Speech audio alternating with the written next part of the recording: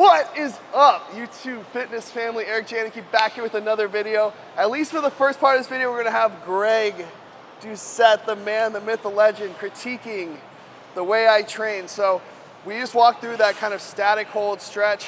I had Greg go a little lighter than me. One of the things that Greg has struggled with, he's told me, is that hip mobility. He's had a lot of issues, specifically with his right hip.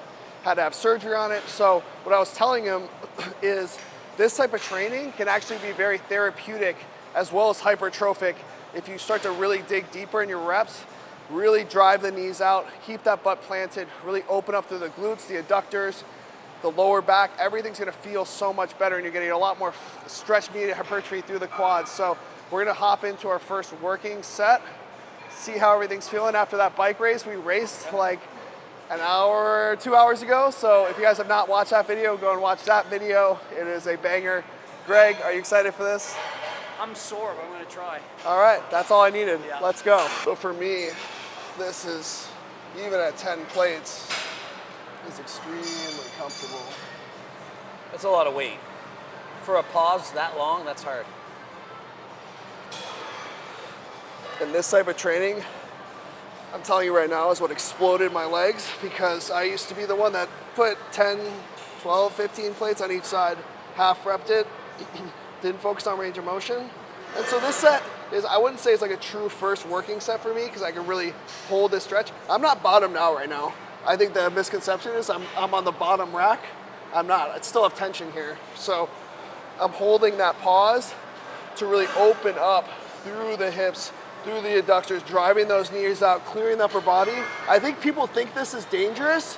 If you track your knees into your chest, of course it's dangerous, because then your lower back's gonna roll off. My lower back is completely planted on the pad right now. It's not coming up at all, and for that reason, it's 0% dangerous, because I'm not putting my spine in any type of adverse positioning.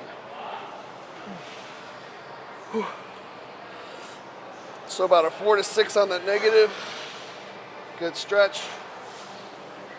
Driving out. And to start, you guys can actually use these handles to pull your butt down into the pad so you don't let it lift off. But as you get more comfortable, that's why, and for me, I know it's a super obnoxious statement, but my arms are so big that it almost prohibits my range of motion at the bottom when I hold on to the handles.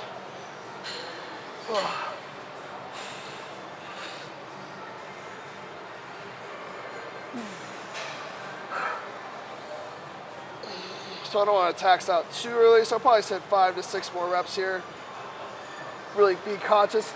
I'm almost driving through the sides of my feet and through the heels to get a good glute drive, and then push kind of through that outer quad.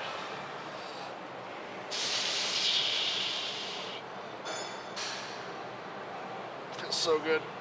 Let's go, 3 more.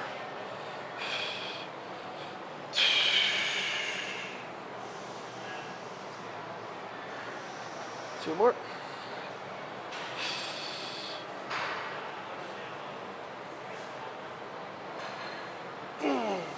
Last one.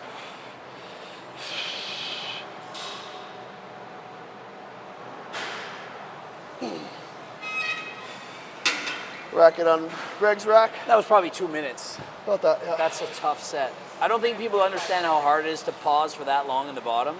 You probably got to do a third of what you could do, like just half reps. Yep, I think I could do, probably for just normal cadence on this leg press, probably 15 plates on each side. Yeah.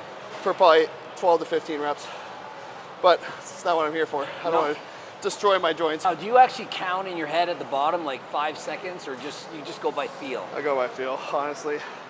As the weight goes up, the pauses become less, just because inevitably it's a lot of tax. You can see I'm shaking at the bottom. You're probably stopping 1 to 2 inches shorter than I want you to, because you're not really finding that pocket. Now, mind you, I'm cautious of my hip because I did have surgery, so I don't want to do too much on the first time. But I'm shaking. Yes, sir.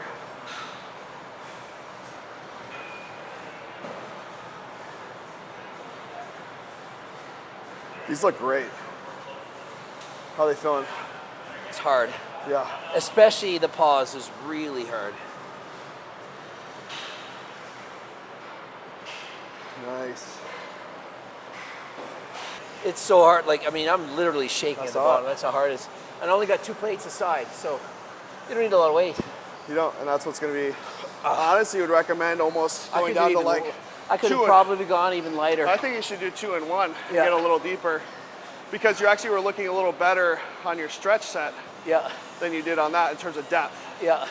So I would actually recommend second set, maybe going 2-1. Yeah.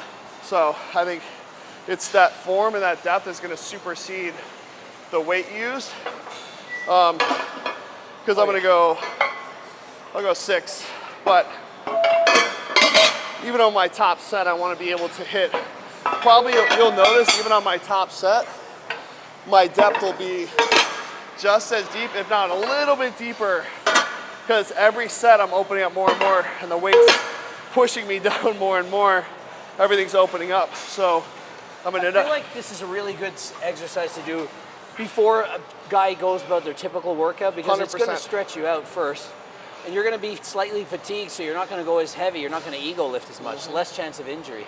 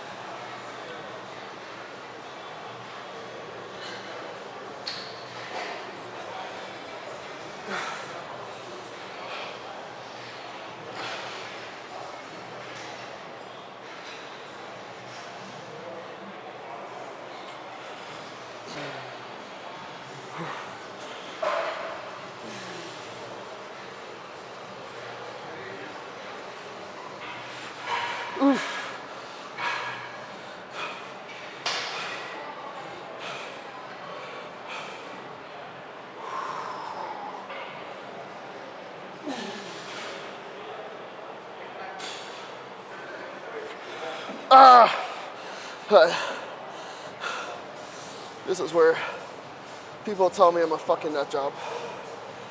I'm gonna do a rest pause, not rack. Then we go faster reps for 6 to 10. So not racking the weight, keeping the tension on the quads.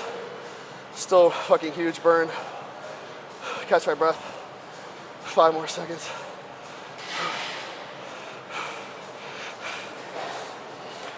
Come on, you fucking pussy. Let's go. Whew.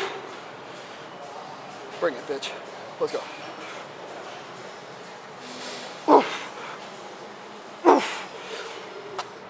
That's a fart. Cooper. Over. Fuck that. Oh shit. Pushed so hard I farted harder than last time.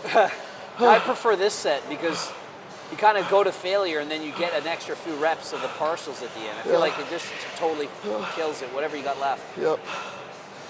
So I usually do that on my 2 last sets. Yeah. So usually I'll do this for like 5 sets. So I cut it 4 day because of the race. But I'll usually do that 8 to 10, 8 to 12, the crazy tempo.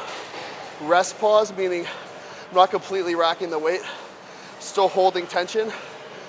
Pause for about 30 seconds, catch my wind, and then I hit 6 to 10 of those like faster, more explosive reps at the end of the set. Absolutely brutal. That pre-exhaust, exhaust. And now we're done with these. Yeah, if you've never done this, I don't suggest you try more than 1 set in this workout because you don't want to kill yourself. Progressive overload. Yeah, try 1, see what happens. That's why I'm tapped out. I'm like, I'm not going to do it again. I'm scared. I've had people work out with me and after the leg press, they're like, I'm done. Yeah. I literally have them all watch the rest of your workout. Yeah, I can't believe you do more than just this. It's just like 3 minutes times 5, that's 15 minutes of leg pressing. Yeah, it's a lot of time under tension, but now my body feels so opened up Got so much blood flow. Hip flexors feel great, adductors, glutes, lower back, everything feels nice and open. So now I can hit my other compounds at probably half the weight I'd have to at the beginning of the workout and get just as much hypertrophy. Yeah. So we just found this free squat machine. I've never done one of these before. I've used like the reverse hack, but I've seen these before. It's like a free motion squat, so you're not hindered by like the hack squat. I've never done it, so should be a little bit of fun. Try it out, start light, and then work our way up. Now, would you recommend going as deep as you can below parallel, or do you think you should stop at parallel, or like what should you be Depends going on your for? hip mobility. Like my hip mobility is tremendous. Yeah. So I want to get as much quad knee flexion as possible, quad stretch, so I'm going to go as deep as I can comfortably. Like this doesn't tax my lower back or anything else. Like I feel great in it. So at the point where you feel like, oh, my lower back feels pain or my hips feel pain, then you're probably at a place you need to work on your mobility before going to that depth. Yeah. And it's not going to be conducive to you.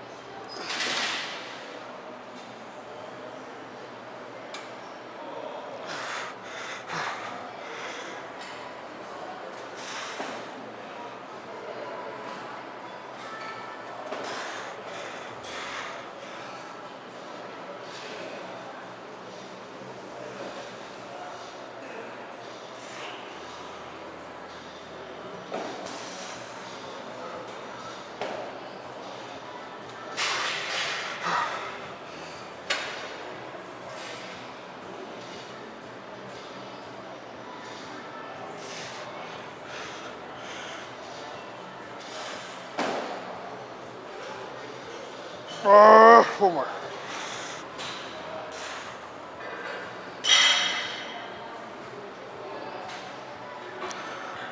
Oh, so good, dude. Now I got a question. How long have you been training this way versus the typical bodybuilder way? And did you kind of slowly get into it, or did a light bulb moment hit and say, I want to do like 1, 2, 3 minute sets, time under tension, and not train heavy anymore? Like, was it an injury, or what really set the fire to do this? Honestly, it was the results I started to see. I would say I always trained somewhat like this, but I mixed it a lot more with like the heavier strength stuff. Probably the last 2 to 3 years, since my body's absolutely exploded, I switched over completely to this because I was like, oh my God, why would I do anything else? I'm like putting on pounds of tissue. The other really good thing about this training style, burns a shit ton of calories. Yeah. So, especially when I'm trying to achieve a deficit, I don't have to do as much cardio because I'm like, my heart rate when I track this, I'll usually be in zone cardio in my leg training for probably 70 to 100 minutes. Yeah. Like we're talking. When you're doing a hard set for 3 minutes, it's basically doing cardio the whole time. So usually by the time I get back to my next set, my heart rate's barely getting back under 120. Yeah. When I start getting my second or third rep, back over 135. And for mine, it's the opposite. I get barely over 120 and immediately down again. Yep. So I'm barely getting any calorie burns because I'm resting so long. Yep. My set's still longer than most people, like 40 seconds, but it's still not going to burn that many calories. Yep. One more. Yep, I'm right here. Come on, harder than last time. Yeah, baby, I got you. Oh, that a boy. That's it for the legs. Yeah, right? Oh yeah. Oh yeah. There's so much burn though. So, I don't ever do sets that hard because it's not, the pause is making it killer. Yeah, so the only thing I would say to note is the form Greg was utilizing is really good, kicking his butt back nice and far.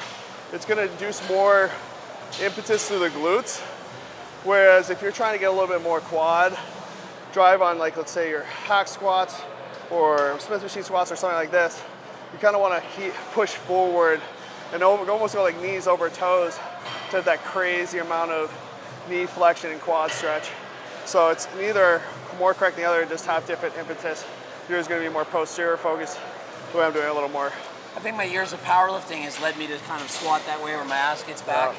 Always had strong glutes back in the day. And since I stopped squatting, my glutes have shrunk a lot. So I can feel it, and I like that because I don't want to lose my glutes. Don't lose the glutes. Yeah. People say my glutes are underdeveloped. What do you think? More cake than last time? More cake than last time. Definitely caked up. That's never been an issue for me. And when I bulk, oh man, my glutes go fucking bananas. I mean, just right now, as soon as I flex my butt, it's like it's pumped. There you go. So it definitely works. Definitely more pumped than last time. I love it. All right, we're doing quad extensions. And I think they forgot to put the back of the seat on here. I've never seen anything like this. I actually don't use the back of the seat, so it's not gonna be a problem for me. But we'll see how this goes. It's very interesting. I think quads are some of my strongest muscle group on my body.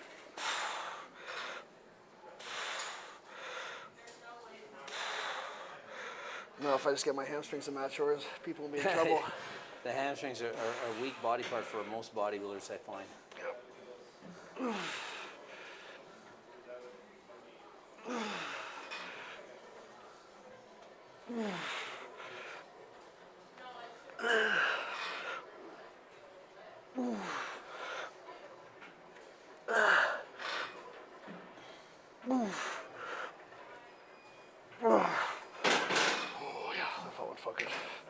Feels even better with that extra stretch. Yeah. With the pad, because you can dig underneath it farther. Hamstring curls, because hamstrings are garbage. Probably not garbage, but I'm gonna say they're garbage because it's funnier like that. So what I'm gonna do is I'm gonna have Coach Greg actually push that pad down for me so I can lock this in super deep. All right, so what do we do? So you got basically, on number 2, is that good? So yeah, it's perfect. So what I'm gonna do is have you push that down, like with your body weight. So push that down. And I'm gonna lock it in as deep as I can. That's perfect. Yep. So now when it comes up, you see I still have tension in that like stretch position because I don't want it to top out before I get in that stretch. So I'm actually gonna lean these forward and tuck underneath and get as good of a squeeze as I can, slow on that eccentric. And by leaning forward like this, I can get even more stretch at the top of the rep because if I'm leaning forward, I'm like almost bent over. So it's almost like I'm trying to touch my toes. And the more bent forward I am, the more stretch I'm gonna get because it's almost like emulatory of that kind of like touch your toes stretch. And then I'm gonna dig underneath. And I like having this pad nice and tucked down so I don't have to worry about sliding or letting any of that impetus go on my lower back. And I don't know if I'm really strong or these machines are just light, but I'm almost topping this thing out and it feels very light. So I wish I had a gym pin or something. Do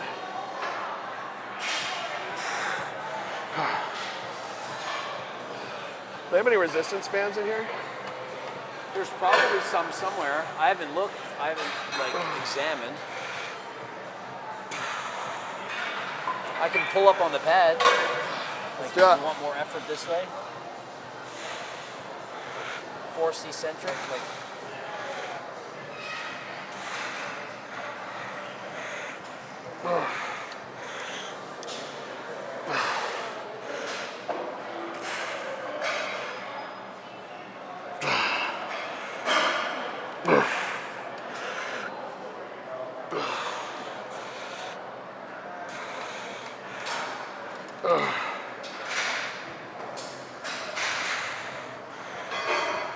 Perfect. Hard to get out. Maybe push it down, push that pad down just a little bit. I'll be able to get it up. There we go. Beautiful. Beautiful.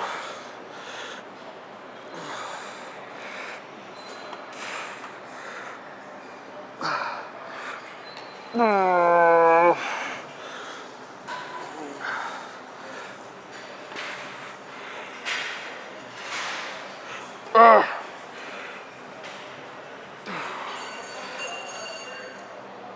we're working.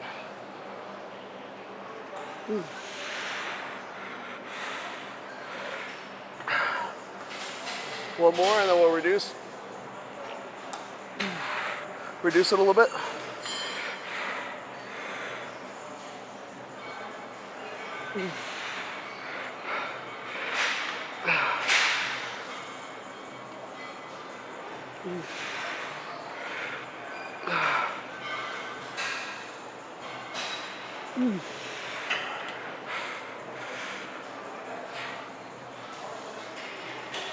Okay, drop it all the way. Take your foot out, there you go.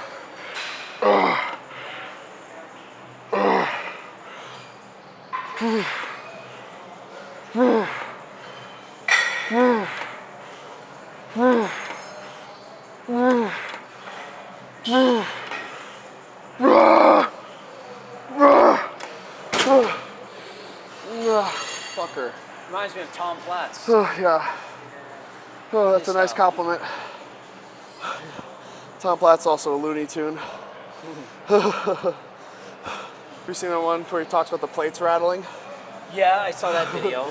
He likes to hear it, gets him going. If you guys haven't seen that video, it's hilarious. He's like, when you go to squat, you leave a little space on the clip so you can hear the plates rattle. You get to the bottom of the rep, and you drive out, and you fucking get to the top, and you feel you hear the plates rattling. Yeah, he was into it. And you just can't. It's like nothing you've ever felt. It's like, oh my God.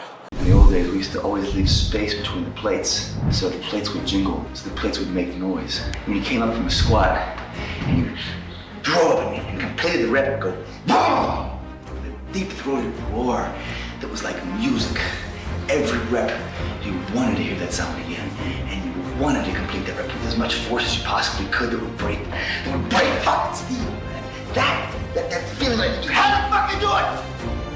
He reminds me a lot of me, and I don't ever want to compare myself to like one of the greats, but in the sense of he valued that like mental tax of like, oh, that shit sucks, but I'm gonna do 6 more reps. Yeah. And then I'm gonna drop 2 plates off, do another 15, and then like my ears are bleeding, so I'm gonna take another plate off and do another 30. It's like crazy, but it was more, his intensity style is more predicated on that, the mental grit. Doing walking lunges, it was like the nth degree of what I do. So I think there's something to be said. He had some of the biggest legs in bodybuilding history.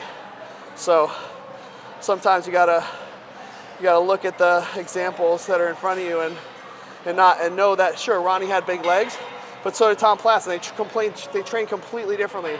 They probably took similar gear, they probably ate similarly, but the bigger differentiator was the training style. But their legs were both humongous. We're gonna finish out some calves. Coach Greg was nice enough to help me out with those banded sets. Brutal, completely taxed me.